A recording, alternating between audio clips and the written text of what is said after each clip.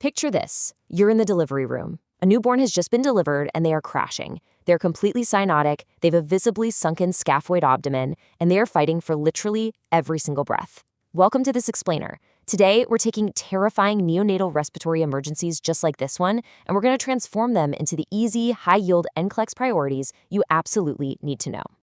So, with that tiny baby crashing right in front of you, what's your absolute first nursing action?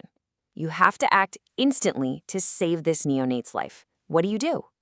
Well, before we solve that exact scenario, let's set our foundation. Airway and breathing are always your top nursing priorities. And mastering these concepts, it isn't just about passing the NCLEX. It's about life-saving, safe nursing practice. When a neonate is struggling to breathe, you have to understand exactly what's failing in their physiological system so you can prioritize your interventions safely. Here is our blueprint for today. We'll decode the big 5 disorders, compare RDS to TTN, lock down safety priorities, cover some memory tricks, test you with a scenario, and finish up with a rapid-fire NCLEX recap. All right, Section 1, decoding the big 5. Take a look at how gestational age actually predicts the complication. It's like a built-in clue. Our preemies are clustered right at the top, facing respiratory distress syndrome, or RDS, from a lack of slippery surfactant. Or they might face apnea of prematurity, AOP, because their brain's breathing center is literally just too immature to remember to breathe. Now in the middle, we have transient tachypnea of the newborn, or TTN. This can happen at any age, but it's a huge risk for C-section babies who retain fetal lung fluid. Moving down, meconium aspiration syndrome, MAS, heavily targets term and post-term babies who experience intrauterine stress. And finally, congenital diaphragmatic hernia, CDH, is a structural defect, basically a hole in the diaphragm, and that can affect any infant regardless of their gestational age. Moving right along to Section 2, Concept Compare, looking at RDS versus TTN. Think about the physiological contrast here. It's super important. On one hand, RDS is a disease of prematurity. Because the lungs are immature, there's a serious lack of slippery surfactant, and without it, those little alveoli become sticky, they get thick, and eventually they collapse with every single exhale. This creates the classic ground glass appearance on an X-ray. Now, on the flip side, TTN is entirely different.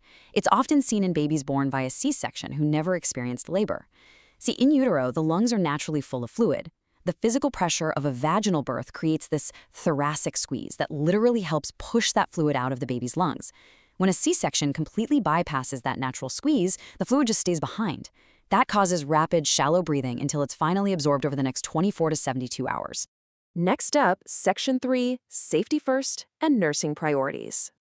Okay, remember that terrifying scenario from the very beginning? The cyanotic baby with a sunken scaphoid abdomen? That baby has a congenital diaphragmatic hernia. And guys, this is a massive safety alert and a classic NCLEX test trap. You never use bag and mask ventilation for a CDH baby. Why? Because they have a hole in their diaphragm. Their bowel is actually sitting right up in their chest cavity.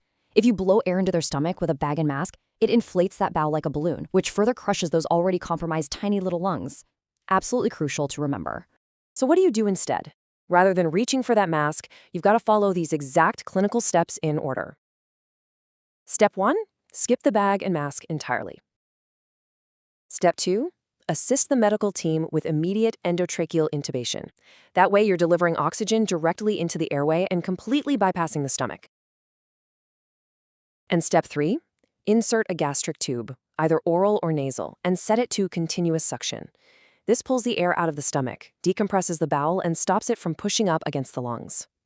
Okay, I want you to literally burn the number 60 into your brain right now when you're thinking about transient tachypnea of the newborn, or really any newborn in respiratory distress. 60. If a newborn's respiratory rate exceeds 60 breaths per minute, you hold all oral feeds. They are strictly NPO. Why? Because a neonate simply cannot coordinate the complex reflex to suck, swallow, and breathe when they're panting that fast. Giving them a bottle or a breast under those conditions is a massive aspiration risk. Instead, you're going to anticipate maintaining their hydration and nutrition with IV fluids or nasogastric tube feedings until that respiratory rate drops safely back down to baseline. Here's another massive safety trap, and it involves oxygen saturation. Look at the target for preterm infants under 35 weeks. It's strictly 90 to 95%. Do not blast preterm babies with 100% oxygen. I know, it is incredibly tempting to crank the O2 when a baby is blue, but in preemies, excessive oxygen causes oxygen toxicity. It leads to severe systemic organ damage and retinopathy of prematurity, which can actually cause permanent blindness. You have to titrate carefully to hit that exact 90 to 95% window. All right, Section 4, Memory Tricks and Traps. Let's lock down some mental anchors to save you on exam day. For apnea of prematurity, always stimulate first to simply flick the soles of their feet or gently rub their back.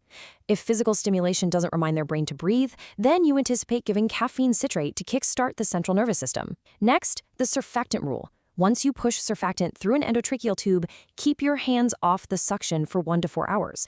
Otherwise, you will literally suck that life-saving medicine right back out of their lungs.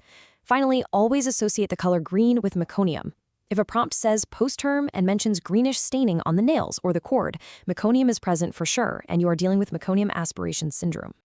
Section 5. Pause and think scenarios.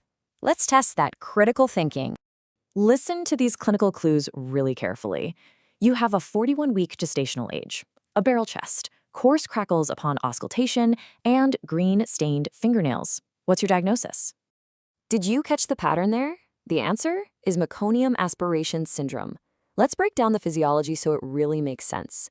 Being post-term at 41 weeks means there's a much higher risk for intrauterine stress, like hypoxia. In response to that stress, the fetus relaxes its anal sphincter, releasing meconium into the amniotic fluid. Those green nails confirm it. Then the stressed fetus gasps, pulling that thick, sticky meconium deep into their lungs. This creates a one-way valve effect. Air gets in, but it can't get out.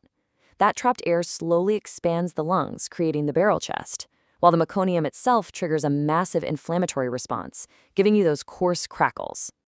Finally, Section 6, Rapid Fire and Klex Recart. Let's lock these clinical markers and nursing priorities in right now. Preemies get RDS and AOP. They need surfactant, strict O2 parameters of 90 to 95%, and caffeine if tactile stimulation fails. C-section babies miss that thoracic squeeze and are at high risk for TTN due to retained fluid. Watch that respiratory rate closely and keep them strictly NPO if it crosses 60. Post-term babies are at risk for MAS from meconium stress, and a baby with a scaphoid abdomen and bowel sounds in the chest, that CDH, never ever use a bag and mask on them. So you've got the textbook priorities down cold, but the real test isn't on paper. When that next tiny patient turns cyanotic, your brain needs to instantly filter through gestational age, physiological clues, and safety alerts in a matter of seconds. Will you recognize the pattern in time to save a life? Keep reviewing, keep questioning, and step into your practice ready to act.